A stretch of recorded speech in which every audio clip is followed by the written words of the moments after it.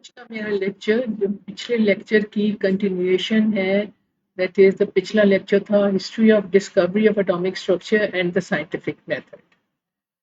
अब इसमें अब हम देखते हैं कि पहले क्या मॉडल्स, अब तक क्या दरियाफ्त किया गया। ये ये मॉडल्स थे एटॉमिक स्ट्रक्चर के।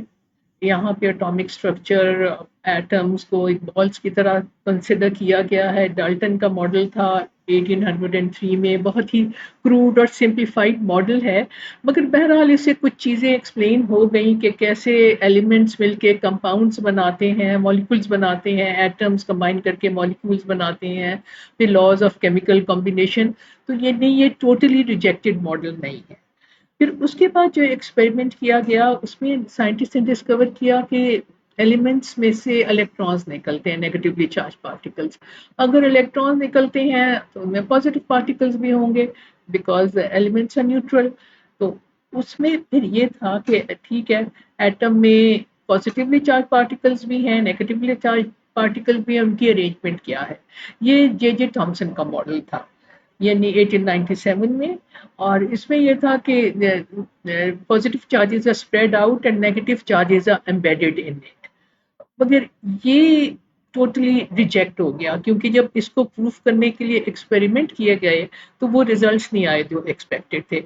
यानी वो जो एक्सपेरिमेंट था कि गोल्ड फॉइल पे अल्फा पार्टिकल्स डाले गए और कुछ उसमें से डिफ्लेक्ट हो गए जो नहीं होने चाहिए थे, वहां से जो मॉडल आया उस एक्सपेरिमेंट को रिलेट करने के लिए, जो एक्सपेरिमेंट को जस्टिफाई करने के लिए उसके रिजल्ट्स को, वो ये था कि all the positive charges are concentrated in the centre and electrons are spread out. Therefore, this was partially true, this was totally rejected, this model, and then this model, but this model was incomplete. Electrons ठीक है, positive charges तो centre में हो गए, nucleus में हो गए सारे concentrated, but what about the electrons? Are they in random motion or in circular motions? In any case, according to the laws of physics, when a charged particle is moving, it emits energy. Electron अगर move कर रहा है उसमें से energy निकलनी चाहिए, energy निकलेगी तो वो तो उसकी एनर्जी डिक्रीज होती जाएगी, eventually it falls into the nucleus, और पॉजिटिव और नेगेटिव सब कुछ खत्म हो जाएगा, न्यूट्रलाइज हो जाएगा। मतलब ये तो स्टेबल होता है एटम, इस तरह से नहीं होता। तो फिर दूसरी जो थ्योरी थी, that was to the arrangement of electrons around the nucleus, how were they arranged, that was presented by Bohr. यहाँ तो एक्सपेरिमेंटल एविडेंस इसका था, अल्फा पार्टिकल वाले एक्सपेरिमेंट। तो अब इसको जरा हम बोहर थ्योरी को देख रहे हैं, देखते हैं, और अब आप ये देखेंगे उसका क्या एविडेंस था, बोहर की थ्योरी असल में क्या थी। बहरहाल उसके बाद और भी मॉडल्स आ गए, श्रोडिंगर मॉडल है, क्वांटम मैकेनिकल मॉडल है, वो हम बाद में करेंगे, और तो और भी उससे आगे भी बात चली गई है, स्ट्रिंग थ्योरी या ऑल दैट, मगर वो अब फिलहाल हम उसको डिस्कस नहीं कर रहे। चलिए बोहर थ्योरी को एक दफा हम फिर देख लेते हैं। बोहर ने यह कहा कि the atoms electrons are moving in concentric circles around the nucleus. Concentric circles भी नहीं, सफेयर्स कह लें, और ये यहाँ पे 2D दिखाया गया है, एक्चुअली 2D नहीं है, ये 3D है, 3 डायमेंशनल है सब कुछ। तो फिक्स्ड ऑर्बिट्स हैं जहाँ पे इलेक्ट्रॉन्स मूव कर रहे हैं, सर्कुलर ऑर्बिट, सर्कल में स्फेरिकल ऑर्बिट्स हैं, and in each orbit it has a definite energy. यहाँ पे एक एनर्जी होगी या दूसरी, तीसरी, एंड सो ऑन, के एल एम एन। चलिए केमिस्ट्री जिन्होंने पढ़ी हुई है, हाई स्कूल केमिस्ट्री, ये सब कुछ पढ़ा होगा। अब वो कह रही है कि ये when the electron is in its own orbit it's energy remains constant, यानी एक अपने के शेल में है ना, तो एनर्जी उसकी चेंज नहीं होगी, इसमें अपनी एक एनर्जी है, इसकी अपनी है।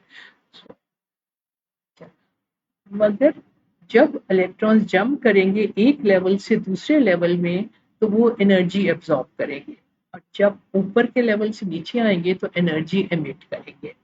और वो इस तरह से देख लें, एक चीज थोड़ा सा बेसिक्स पे आए।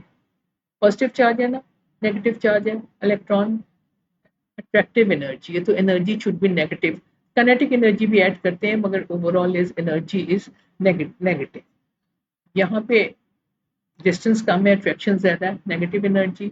हेयर डिस्टेंस इंक्रीजेस, जरा दूर हो गया ना न्यूक्लियस से, तो नेगेटिव एनर्जी भी कम हो गई है, attraction is decreasing, and so. और यहाँ पे और कम हो गई है, डिस्टेंस ज्यादा हो गया, इलेक्ट्रोस्टैटिक अट्रैक्शन मजीद कम हो गई है। मगर जब इलेक्ट्रॉन अगर इधर से इधर जंप करेगा, यहाँ से यहाँ जंप करेगा, तो ज़ाहिर है उसको अट्रैक्शन को ओवरकम करने के लिए वो एनर्जी एब्जॉर्ब करेगा, उसको चाहिए होगी एनर्जी। इसी तरह से अगर वो इधर से इधर फॉल करेगा तो यहाँ उल्टा एनर्जी एमिट करेगा, यहाँ एनर्जी ज़्यादा या कम है। अच्छा, तो ये अब और वो जो एनर्जी किस फॉर्म में एमिट होगी, एनर्जी की आपको पता है ना डिफरेंट फॉर्म्स ऑफ एनर्जी होती है, हीट होती है, लाइट होती है, मैकेनिकल एनर्जी होती है। यहाँ पे ये लाइट एनर्जी की फॉर्म में एमिट होगा। लाइट एनर्जी वेव्स होती हैं, फ्रीक्वेंसीज होती हैं, ये आगे हम थोड़ा सा ये डेफिनेशन भी देखेंगे। तो जो एनर्जी एमिट होगी उसकी क्या फ्रीक्वेंसी होगी, फ्रीक्वेंसी होगी उसकी difference between the two energy levels divided by the Planck's constant h constant है। एक ये तो एक चीज होगी है एब्जॉर्प्शन एंड एमिशन की। अब अगली जो चीज आ रही है वो आ रही है एंगुलर मोमेंटम। जो इलेक्ट्रॉन्स है, every body moving in a circular path or spherical path, it has an angular momentum which is equal to mvr, mass into velocity into radius, and this is equal to nh cut। इसका मतलब है यानी angular momentum जो है H cut हो सकता है, N is equal to 1 2 3 4 and so on. जैसे यहाँ में भी एंगुलर मोमेंटम एच कट है, यहाँ 2h कट है, यहाँ 3h कट है, 4h कट है, 1.5h कट नहीं हो सकता। ये भी डिस्क्रीट वैल्यूज है, सर्टेन स्पेसिफिक वैल्यूज है एंगुलर मोमेंटम की भी, एनर्जी की भी सर्टेन स्पेसिफिक वैल्यूज है, एंगुलर मोमेंटम की भी सर्टेन स्पेसिफिक वैल्यूज है। अब इसका ये तो बड़ा डिफरेंट सा मॉडल था, अब इसका कोई प्रूफ फिलहाल ऐसे एविडेंस नहीं था जब इन्होंने ये इस तरह से ये थ्योरीज ये दी गई है। अब एविडेंस इसका कहाँ से आता है, एविडेंस आता है इसका फ्रॉम स्पेक्ट्रोस्कोपी। स्पेक्ट्रोस्कोपी होती है that is when we study the interaction of electromagnetic radiations with matter. Electromagnetic radiation की क्या एग्जांपल है, एक तो हमारी लाइट वेव है ना, ये लाइट वेव्स हैं, ये वेव्स होती हैं और इनकी जो प्रॉपर्टीज होती हैं, कैरेक्टरिस्टिक्स होते हैं, वेव लेंथ होती है, ये वेव लेंथ हो गई, फ्रीक्वेंसी होती है number of waves passing through a point in 1 second.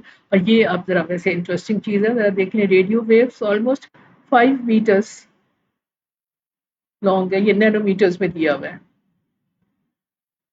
फिर फिर माइक्रोवेव्स वो कुछ मिलीमीटर्स में आ जाती हैं। And then this is the visible region, जो लाइट हमें नजर आती है ये है बिटवीन 400 to 700 नैनोमीटर्स। और ये एक और चीज भी देख लें, आपको नजर भी आ रही होगी कि जितनी ज्यादा वेवलेंथ कम होती जाती है एनर्जी ज्यादा होती जाती है, फ्रीक्वेंसी भी ज्यादा होती जाती है। थोड़ा सा हम इसको और ये बेसिक इक्वेशंस इसकी देख लेते हैं। ये इक्वेशन होल्ड करती है for all waves, that is wavelength into frequency is equal to velocity. Velocity of light c है, तो ये जनरल इक्वेशन, यानी एक चीज पता है दोनों में से तो आप तीसरी तो दूसरी आराम से निकाल सकते हैं क्योंकि ये तो कांस्टेंट है, ये पता है। और दूसरा energy is equal to Planck's constant into frequency, और this is equal to hc over lambda. ये वेवलेंथ, ये तीनों चीजें इंटरकनेक्टेड है।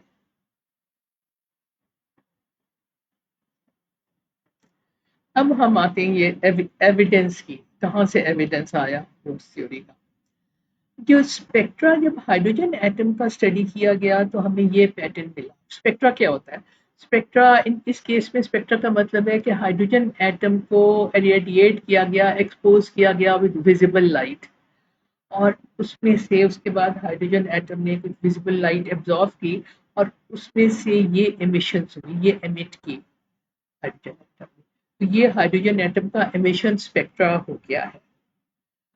अब इसको साइंटिस्ट ने को रिलेट करने की कोशिश की, और एक चीज आप और देखिए, आपको ये क्या नजर आ रहा है, ये देखिए ये जो लाइनें, ये दूर है, ये इतना फासला है, फिर फासला कम हो गया, फिर ये फासला कम होता जाता है। ये तो जरा सिंप्लीफाइड वो है डायग्राम, फासला काफी ज्यादा लाइंस होती हैं और वो फासला उनका कम होता जाता है, आखिर में वो बिल्कुल बंच अप करती जाती हैं।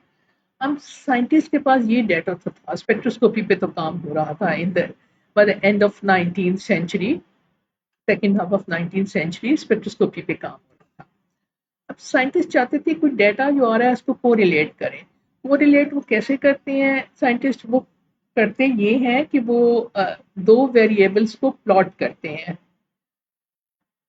अब एक वेरिएबल तो ये हो गया ना, एक वेरिएबल तो हो गया ये, इसकी ये वेवलेंथ यहाँ दी हुई है। वेवलेंथ है तो उससे फ्रीक्वेंसी भी कैलकुलेट हो सकती है, एक और पैरामीटर भी कैलकुलेट हो सकता है, wave number, reciprocal of the wavelength. तो यहाँ पे बामर ने रेसिप्रोकल ऑफ द वेवलेंथ को प्लॉट किया वाई एक्सिस पे, और दूसरी साइड पे क्या प्लॉट करना था? अब बताइए कौन सा वेरिएबल और नजर? दूसरा वेरिएबल उन्होंने लिया number of the line, sequence of the line, या ये 1 है, ये 2 है, ये 3 4 एंड सो। तब सबसे पहले मे बी उन्होंने फ्रीक्वेंसी कैलकुलेट करके देखी होगी, फ्रीक्वेंसी और एन्स के साथ कैलकुलेट किया होगा, एन के साथ प्लॉट किया होगा, तो कोई रिजल्ट नहीं आया, स्ट्रेट लाइन नहीं मिली। फिर मे बी फिर एन स्क्वेयर के साथ किया गया होगा, वहां भी रिजल्ट नहीं आया। But when they plotted 1 over n square versus this wave number, and they obtained a straight line. अब आपको पता है स्ट्रेट लाइन आ जाए, ये इक्वेशन है ना स्ट्रेट लाइन की, उसका स्लोप तो लाइन से पता चल जाता है, इंटरसेप्ट का भी पता चल जाता है। इंटरसेप्ट तो ये होता है ना, ये वाला ये, और स्लोप आप निकाल लेते हैं यहाँ से, ये D X over D Y बहरम। तो वहां से इन्हें इक्वेशन एक मिल गई, और ये देख लीजिए इक्वेशन मिली, इसको सिंप्लीफाई करके वो यहाँ पे आ गए, इसको कहते हैं बामर्स फार्मूला। और इससे ये सारी लाइंस एक्सप्लेन हो रही थी, यानी n इज इक्वल टू 1 डाले, बल्कि अच्छा दूसरी एक और बात है, n को जो शुरू किया गया ना प्लॉटिंग में, n was taken equal to 2, n is equal to 1 से रिजल्ट नहीं आ रहे थे, यानी in this case n is equal to 2 3 4 5 6 and so on. तो अब यहाँ पे तो अब ये आप देखें, ये एक एम्पिरिकल फॉर्मूला है, यानी एक्सपेरिमेंटल इसको कह लें, या बस एम्पिरिकल है कि एक्सपेरिमेंटल डाटा को कोरिलेट कर दिया गया है, कोई इसको थ्योरेटिकल इसकी कोई वो एक्सप्लेनेशन नहीं है। फिर उसके बाद एक और स्पेक्ट्रोस्कोपिक थे, स्पेक्ट्रोस्कोपिस्ट रुडबर्ग, उन्होंने ये जनरल फार्मूला निकाल लिया। बामर ने तो सब सिर्फ विजिबल लाइट के साथ काम किया था, रुडबर्ग ने सारी यूवी लाइट के साथ, इंफ्रारेड के साथ, और माइक्रोवेव सब रीजन्स में काम करके तो उन्होंने ये निकाल लिया। अब आप ये देखें कि ये यूवी लाइट में ये स्पेक्ट्रा आता है, और इधर ये विजिबल का तो हमने किया है, इसको तो बामर सीरीज कहते हैं, इसको लाइमन कहते हैं। फिर इंफ्रारेड में वहाँ पे एक और स्पेक्ट्रा आता है, और इस तरह ये सारी रीजन्स तो थी, सब रेंजेस एक यूज करके तो एक जनरल फॉर्मूला निकाल दिया। और यहाँ पे n1 और n2 इंटीजर्स थे, मगर n2 was greater than n1, it was always greater than n1। और ये जो वैल्यू है ना, इसको कहते हैं रुडबर्ग कांस्टेंट। इस ये कांस्टेंट एक ये चीज है। अब तक ये एक्चुअली एक एक्सपेरिमेंटल डाटा में से एक पैटर्न निकाल लिया गया है, जो एक इक्वेशन डिराइव कर ली गई है, जो एक पैटर्न, आपको एक पैटर्न आ जाता है। मगर यानी क्या हो रहा है, मगर क्यों हो रहा है, इसका तो अभी नहीं पता था। उसके लिए क्लासिकल फिजिक्स की इक्वेशन की तरफ जाते हैं।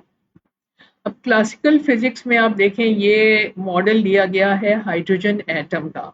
हाइड्रोजन एटम में एक प्रोटॉन होता है, उसका चार्ज इलेक्ट्रॉन के चार्ज के बराबर होता है, positive, and then this electron and negatively charged, and this is a general model, z is the number of protons। जैसे हाइड्रोजन में तो 1 होगा ना, z, हीलियम प्लस ले लें, उसमें 2 हो जाएगा, 2 प्रोटॉन्स हो जाएंगे, लिथियम प्लस 3 भी, यानी लेना हमने 1 इलेक्ट्रॉन मॉडल है, प्रोटॉन्स जो भी हो सकते हैं। तो ये तो हम हाइड्रोजन की बात कर रहे हैं, ठीक है। तो बेसिक फिजिक्स पे जाते हैं, कौन से फोर्सेस इलेक्ट्रॉन पे अट्रैक्ट कर रहे हैं। एक तो ये फोर्स है इलेक्ट्रोस्टैटिक फोर्स, ये कूलम्स लॉ, ठीक है, ये लिख लिया। और then the centripetal force which is being balanced by the centripetal force, इन दोनों को इक्वेट कर दिया। यहाँ से निकल आई काइनेटिक एनर्जी, और यहाँ से ये एनर्जी उसमें सब्स्टिट्यूशन करके, यानी इन्हीं इक्वेशंस को मैनिपुलेट करके ये हमारे पास काइनेटिक एनर्जी की वैल्यू आ गई, पोटेंशियल एनर्जी कैलकुलेट हो जाती है। और दोनों को ऐड करके और ये टोटल एनर्जी आ गई और ये you can see that this is negative.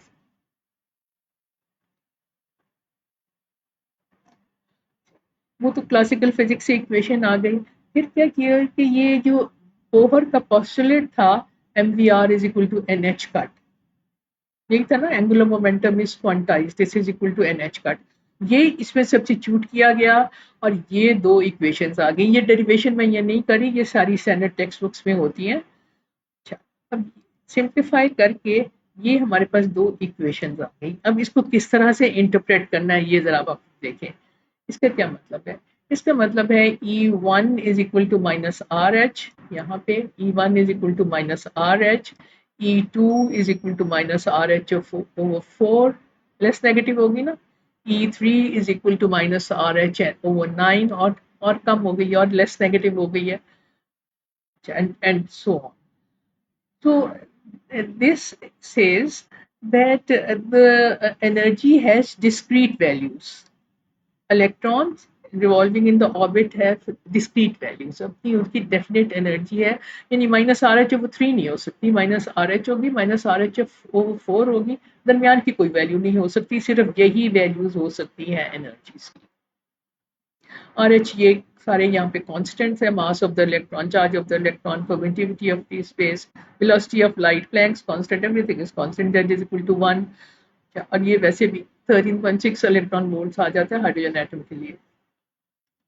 तो ये तो एनर्जी की बात होगी। दूसरा रेडियस के लिए ये इक्वेशन डिराइव हुई।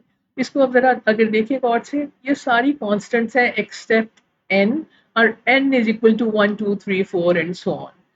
तो n is equal to 1 put किया तो ये आ गया 0.529 एंगस्ट्रॉम्स।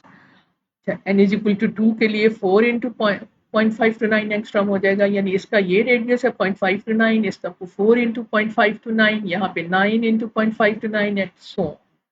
तो अब रेडियस की भी डिस्क्रीट वैल्यूज आ गई, यानी कोई आर्बिट्रेरी रेडियस नहीं हो सकता, बस यही यही होगा। तो ये तो बोहर के दो पोस्टुलेट्स, तो ये तो एक यहाँ पे प्रूव हो गए ना। और प्रूफ कैसे हुए हैं? क्लासिकल फिजिक्स की इक्वेशन लेके और ये जो तीसरा बोहर का पोस्टुलेट था ये इसमें सब्स्टिट्यूट किया तो ये सब कुछ एक प्रूव हो जाता है। अब आगे भी कुछ प्रूफ्स देखते हैं। तीसरा पोस्टुलेट यही था ना कि एनर्जी जब जंप करता है electron from one level to another, then it emits और एब्जॉर्ब्स एनर्जी। तो सिंपल है, एक लेवल में एनर्जी निकाली, दूसरे लेवल में एनर्जी निकाली, एनर्जी की इक्वेशन तो अब है ना, और वो करके जरा सिंप्लीफाई किया और ये फॉर्मूला आ जाता है। अब ये थ्योरेटिकली डिराइव हुआ है, और अगर आप इसको गौर से देखें तो आप पिछले से कोरिलेट करें, ये वही फॉर्मूला है जो रुडबर्ग ने पैटर्न को देख के उसने ये डिराइव कर दिया था। मगर यहाँ पे ये proper through basic physics and one assumption of board ये डिराइव हुआ है, और इससे सारा स्पेक्ट्रा एक्सप्लेन हो जाता है। जरा थोड़ा सा हम देखते हैं कैसे एक्सप्लेन होता है। अब ये देखिए, मैंने आपको पहले भी दिखाया था ना, हाइड्रोजन का स्पेक्ट्रा है इन द विजिबल रीजन। अब आप ये मॉडल देखें, हाइड्रोजन एटम्स हैं बहुत सारे, उनको एक्सपोज किया गया, और जो इलेक्ट्रॉन्स है, यहाँ पे इलेक्ट्रॉन होता है ना, पहले पहले वाले में ही होता है ना इलेक्ट्रॉन, पहले शेल में हाइड्रोजन में, कुछ जंप करके दूसरे में गए, कुछ तीसरे में, कुछ चौथे में, पांचवें में, सो कुछ देर बाद जो इलेक्ट्रॉन एक्साइट हुए थे उन्होंने वापस अपने आना शुरू किया, ग्राउंड स्टेट की तरफ आना शुरू किया। अब आप ये देखें, ये यहाँ से यहाँ जो आ रहे हैं, ये हम सेकंड लेवल पे कुछ इलेक्ट्रॉन्स जो third fourth fifth six level में एक्साइटेड थे, ये थर्ड से सेकंड में आया। एनर्जी डिफरेंस कितना है? डेल्टा ई, वो निकाल लिया जाता है, कैलकुलेट हो जाता है, पर 10.6 इलेक्ट्रॉन वोल्ट है, और उसको कन्वर्ट कर लें इसमें एंगस्ट्रॉम में, वो ये आता है, ये देख लें, ये लाइन। जो इलेक्ट्रॉन्स चौथे में आए थे वो जब वापस आए n इज इक्वल टू 2 में, उनका एनर्जी डिफरेंस जो भी था डेल्टा ई निकाल लिया गया, वो इतना था। और ये लाइन भी देख लें, यहाँ पे ऑब्जर्व आती है, तो this line represents the electrons falling back into the second level. फिर जो यहाँ पे थे फोर्थ में, वो जब सेकंड में आए उसने ये एनर्जी कैलकुलेट की, कैलकुलेट की गई एनर्जी। तो ये आप देख लें, ये वाली लाइन आ गई and then this was the. तो ये तो पूरा एग्रीमेंट है between the experimental and theoretical. तो इसका मतलब ये है कि may be that there is a possibility that both theory was true. तो ये एविडेंस आ गया बोहर थ्योरी का। फिर ये अब हाइड्रोजन स्पेक्ट्रा, वो मैंने आपको सिर्फ एक्सपेरिमेंटल डाटा वहां का दिखाया था, उसका N is equal to 2 level में जब इलेक्ट्रॉन्स गिर रहे हैं। मगर अब ये देखें, ये भी तो हो सकता है ना, एक्साइटेड इलेक्ट्रॉन्स है, N is equal to 1 level में गिर रहे हैं, वो यूवी स्पेक्ट्रा होता है। यूवी स्पेक्ट्रा हाई एनर्जी होता है। देख लें, आपको ये एनर्जी डिफरेंस नजर आ रहा है ना, एनर्जीज लिखी भी नहीं है यहाँ पर, ज्यादा है ना एनर्जी डिफरेंस। तो ये यूवी स्पेक्ट्रा है। Then the second Balmer spectra, electrons, excited electrons are falling into the second level। ये बार्मर स्पेक्ट्रा जो सबसे पहले ऑब्जर्व किया गया था। फिर इसके बाद ये पैशन आ जाता है, जब थर्ड लेवल में आते हैं ये इंफ्रारेड रीजन आ जाती है एंड सो ऑन। और आप देख रहे हैं ना कि एनर्जी कम होती जा रही है इनकी। तो उसी तरह से लाइट भी इमिट हो रही है, उसकी भी एनर्जी कम होती जा रही है। तो ये तो हो गई बोहर्स थ्योरी। अब आप देखिए, तीनों चीजें प्रूव हो गई है ना, ये भी, ये भी, ये भी। अब थोड़ा सा एक और इंटरेस्टिंग चीज, ये स्पेक्ट्रा सिर्फ हाइड्रोजन एटम का नहीं होता, ये सारे एलिमेंट्स का होता है। और ये अच्छा, एक ये देखिए, हाउस होल्ड बल्ब का व्हाइट लाइट होती है ना, which is made up of all the frequencies, ये सारी लाइट्स हैं वही। रेनबो का VIBGYOR, violet, indigo, blue, orange, green, yellow, वो सारा हाइड्रोजन एटम का स्पेक्ट्रा है। हीलियम का अपना स्पेक्ट्रा है, ऑक्सीजन का अपना स्पेक्ट्रा है।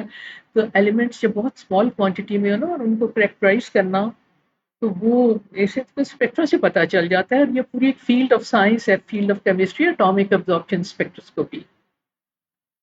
इवन जैसे सन में हमें पता है सूरज में हीलियम होती है, कैसे पता चला? किसी ने वहां जाके थोड़ा थोड़ी वजह किया है। वो जो सन रेज आ रही होती है ना, उसमें हीलियम का स्पेक्ट्रा। तो ये तो डिफरेंट मॉडल्स ऑफ एटम थे। और एटम की साफ की दरियाफ्त किस तरह से हुई, ये लेक्चर अब कंप्लीट हो जाता है। इसके बाद जो खत्म नहीं हुई कहानी अभी, इसके बाद वो क्वांटम मैकेनिकल मॉडल आता है। वो कहते हैं कि जिस न्यूक्लियस सेंटर में and electrons are like waves and the nucleus is surrounded by waves. तो वो फिर अब अगली कहानी होगी। तो उम्मीद है कि आपको अच्छी लगी होगी ये कहानी। और ये जो तस्वीर है ना, ये हमारे बाग के फूलों से है, वहां से वहां की है। और आप रंग देख रहे हैं ना यहाँ पे, ये वो इलेक्ट्रॉनिक एक्साइटेशन की वजह से है, जो अभी हमने पढ़ा है पीछे।